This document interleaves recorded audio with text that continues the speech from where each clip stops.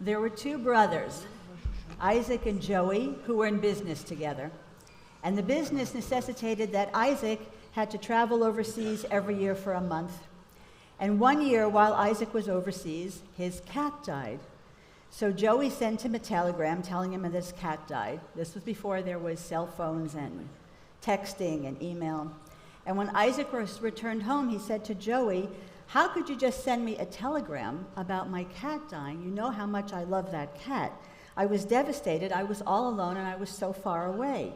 And Joey apologized and said, "I'm really sorry. How would you like me to have done this?" So Isaac said, "Well, the first week you send me a telegram that the cat is on the roof. And the second week you send me a telegram that the cat won't come down. And the third week you send me a telegram that the cat won't eat. And then the fourth week you tell me that the cat died. This way I can get used to the idea without being shocked." "Okay, I get it," said Joey. So the next year, Isaac travels overseas again, and after a week he gets a telegram from Joey, "Mom's on the roof." This was one of my father's favorite jokes, and it's become part of the lore of our family. And it can be used to describe anything. How's their job? The job's on the roof. How's their marriage doing? The marriage is on the roof. So I want to share a story about my best friend, Sari. We met when we were college roommates in what was then called the joint program between Columbia University and the Jewish Theological Seminary. Sari and I fell in love at hello. She was from Vancouver, which I knew virtually nothing about, so she pulled out an atlas, remember those? And she showed me that Vancouver was 1,500 miles north of San Francisco. She had that charming Western Canadian accent and a smile that would light up a room. I brought Sari home with me for Rosh Hashanah during our freshman year. My younger brother was instantly smitten, and over the years, whenever I would mention her name, his eyes would light up. They still do. Sari had one brother, I have three, and we thought of each other as the sister that we never had and always wanted. And after graduation, Sari moved back to Vancouver. We kept in touch with letters and on special occasions, long-distance phone calls. Remember those? We even managed to see one another every couple of years. Either she'd come to New York or I would go to Vancouver. And when we were younger and money was tight, no matter who was flying, we'd split the cost of the plane ticket just so we could spend time together. In 2014, as I was starting rabbinical school, a tragedy struck Sari's family. Her older daughter, Danny, died at the age of 31. Danny was married and had been trying to conceive for several years. She became very tired and her abdomen had begun to swell, and thinking that she was finally pregnant, she went for an ultrasound, only to find out that not only was she not pregnant, but her abdomen was distended because of a very rare form of cancer. 7 months later, instead of experiencing the joy of giving birth, Danny was buried. After her daughter died, Sari was broken beyond measure, and maybe even beyond repair. I flew to Vancouver to be with her, and when I saw her, I hugged her tightly, and I said to her, "You've been to hell and back." And she said to me, "I don't think I'm back." She bonded with her ex-husband over the shared grief of losing their firstborn daughter, and her new marriage dissolved in the wake. And 2 years after she lost Danny in 2016, Sari died of another rare abdominal cancer, but I always thought that she died from a broken heart. And all this comes flooding back to me this time of year because Sari died a few days after Yom Kippur. I was in my 3rd year of rabbinical school, and I was sitting in class when I got the call. I had been expecting it. I knew that her treatments weren't working. I knew that Sari was on the roof. That semester, as part of my pastoral education requirement, I was taking a course on bereavement taught by Rabbi Simcha Weintraub. Rabbi Weintraub created a course like nothing I had ever experienced. Every week, he invited 2 guests who were unrelated to speak with us about their bereavement. One week, it was 2 guests who had lost a parent. One week, 2 guests who had lost a child. Another week, 2 guests who had lost a relative to suicide. Then 2 guests who had lost a spouse. 2 guests who had lost a sibling. And it went on like this the entire semester. These courageous souls would share their stories of loss and bereavement, and then we were encouraged to ask them questions. the kinds of questions you would never dare ask anybody else, the kinds of questions that crossed boundaries and invaded their privacy. But they were eager to open up to us, and they taught us invaluable lessons about grief. They were so grateful to us. We were grateful to them for sharing their experiences, and they were so grateful to us because they wanted more than anything to talk about the person that they had lost. Because every time we talk about the person we lost, we keep the relationship alive, if only in our hearts. So let's talk a little bit about grief. First of all, what is grief, and how does it differ from mourning? Mourning is the external part of our loss. Those of us who have mourned, and I'm guessing that's just about all of us, we're intimately familiar with the myriad Jewish rituals that help us get through the loss. Whether it's how to prepare the funeral, how to do the Shiva, the Shloshim, the 11 months, sometimes these rituals are the only lifeboat in the turbulent sea of grief. They keep us from going under by telling us how to get through day-to-day living. So mourning is the external part of our loss. Mourning is what we do. Grief, on the other hand, is the internal part of the loss. Grief is what we feel. And grief is the journey that does not end on a certain date. Grief is as individual as each of us. Grief is real because loss is real. Each grief has its own imprint, as distinctive and as unique as the person we lost. The pain of loss is so intense and so heartbreaking because when we love someone, we are deeply connected to them, and the grief reflects the loss of that connection. In Rabbi Weintraub's bereavement class, I learned so much from our guests about the nature of grief and how different people experience grief. And I'll share some of these lessons because I think they're going to resonate with a lot of you. Just as no love is the same, so no loss is the same. Each person experiences grief in his or her own way. There's no right or wrong way to grieve. And grief can be a roller coaster. You can feel calm one moment and in turmoil the next. Grief is not linear. We have to respect each person's grief process. We shouldn't think, she looks too happy to be grieving. We have no idea what that person is feeling on the inside, and therefore we have no right to judge. Sadly, society often places enormous pressure on us to get over our loss or get through the grief. But who's to say how long you grieve for a spouse of 50 years, or a teenager who was killed in a car accident, or a 4-year-old child? A year? 5 years? Forever? The loss happens in a fixed time, but the aftermath happens for a lifetime. In grief, silence is not golden. Call your feelings by the rightful names. I'm angry, I'm hurt, I'm scared, I'm devastated. When we feel all the feels and talk about our grief, we may find that we're not alone, and we can empower others to share their story as well. One of those feelings may very well be anger at God. No one can hurt us like those who are closest to us and those we trust the most. To be furious at God could mean that God was once an important presence in our lives, and may be again.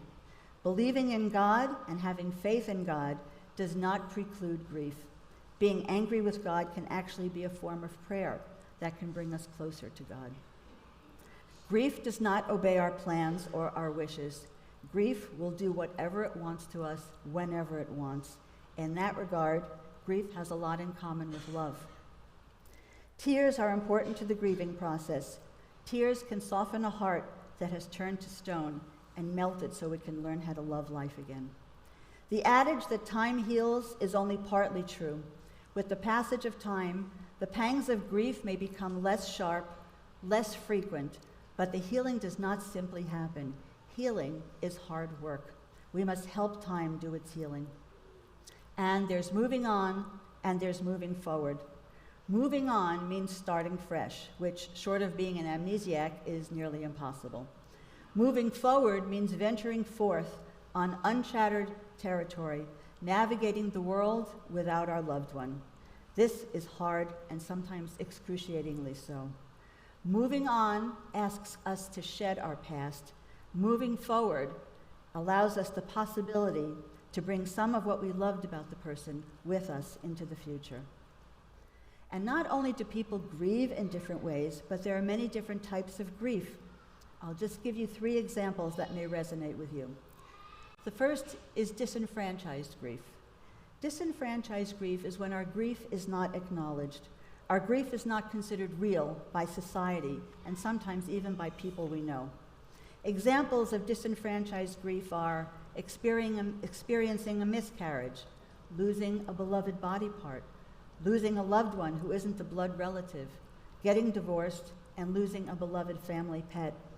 We are disenfranchised because our loss isn't recognized, and the importance of the loss is minimized, and our need to grieve is not validated. When Sari died, I experienced disenfranchised grief. She was only a friend, and I had no prescribed or socially acceptable way of grieving for her. And just last week, I heard about 2 different women who had lost a parent, and they wanted to say Kaddish, but they were not allowed to do so because that was not acceptable in their respective Jewish communities. They also felt disenfranchised from their grief. I'm sure many of you have felt disenfranchised grief. A second type of grief is complicated grief. Complicated grief is what grief therapists classify as overwhelming and deep grief that lasts more than a year. The intense emotions and the all-consuming thoughts don't fade and can affect our daily life and even our health. When you just can't find your way through the grief, even with the help of a grief therapist, that's complicated grief, and it affects your ability to function and go about your daily life as you did before the loss. I'm pretty sure Sari suffered from complicated grief. She couldn't find her way out of the abyss. And a third type of grief is anticipatory grief, the grief we experience even before we lose someone. Many of you know that my mother has Alzheimer's, and we're watching her slowly disappear from our life, right before our eyes. And we're grieving for someone whose body is very much still here. Thank God, at age 96 and a half, my mother is physically healthy. But the mom we knew, the mom we used to talk with all the time about everything, that mom is gone. We're grieving for her now, even as we anticipate the grief that's waiting for us. I see many of you nodding your heads. You're either living with a similar situation now, or you've already lived with something. At just about every Jewish funeral, Psalm 23 is read. You know this psalm. It begins, "The Lord is my shepherd." And verse 4 says, "Even though I walk through the valley of the shadow of death, I will feel no harm." Psalm 23 is teaching us that we must walk through the grief. We can't run through it, and we can't run away from it. The only way to get to the other side is to walk through the valley of grief slowly and gently.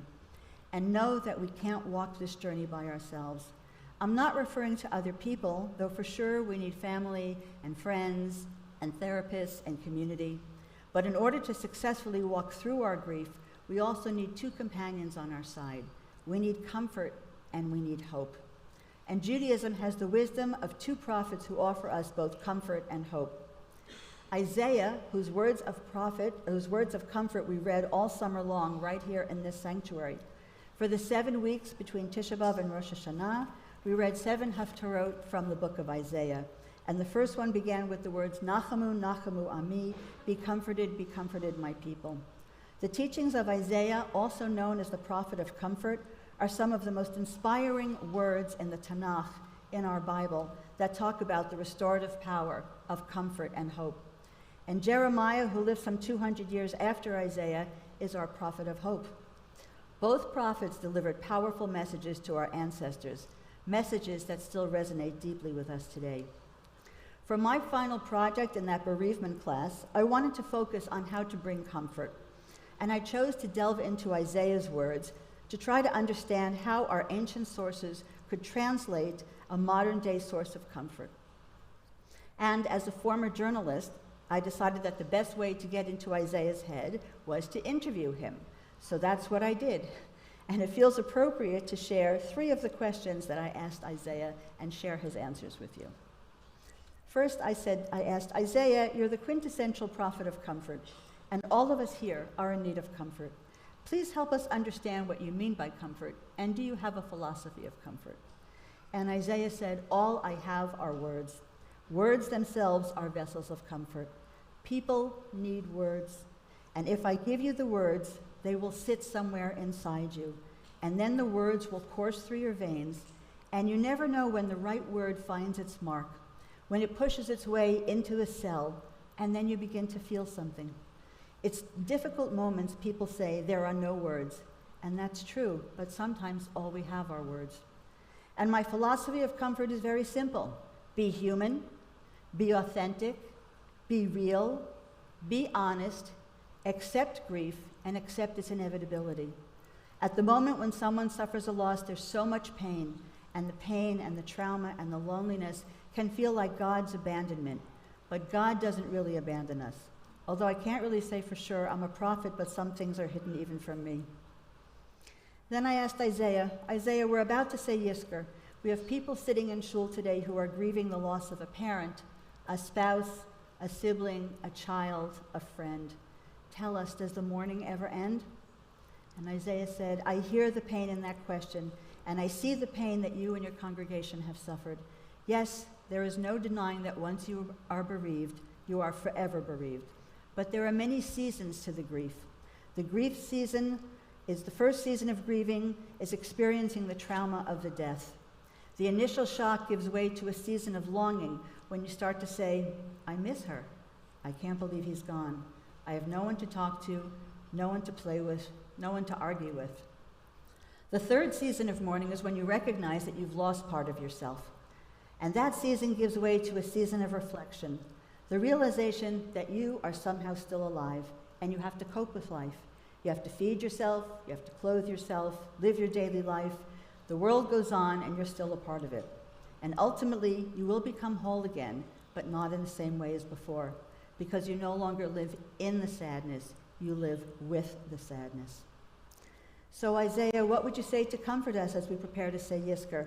What's the meaning behind saying Yizkor today?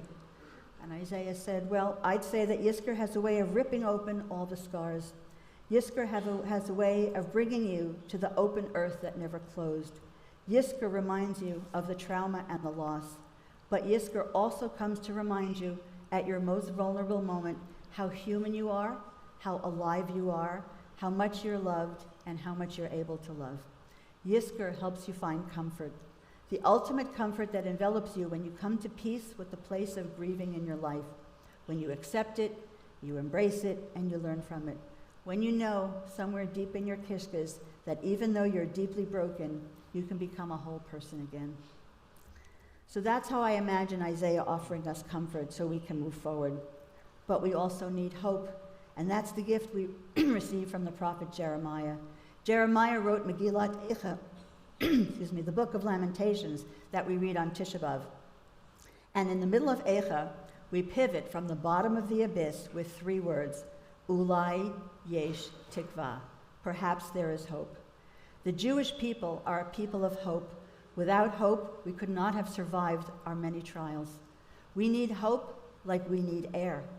Hope is the torch that we hold in times of darkness to help see the path ahead. Hope is not a guarantee that everything will turn out the way we want, but hope gives us the strength to keep moving forward during uncertain and turbulent times. Hope is often confused with optimism. Optimism is the belief that things will get better. Hope is the belief that we can make things better. Optimism sees the glass as half full. Hope searches for a way to fill the glass, because hope is a verb. Hope enables us to see the future we want and gives us the energy to create that future. Hope is built into the human psyche, placed there by God, a God who loves us and who desires our well-being. Each of us has the mysterious capacity to turn from sorrow and trauma to hope. The hope that life can be better, that healing can come to broken hearts and to a broken world.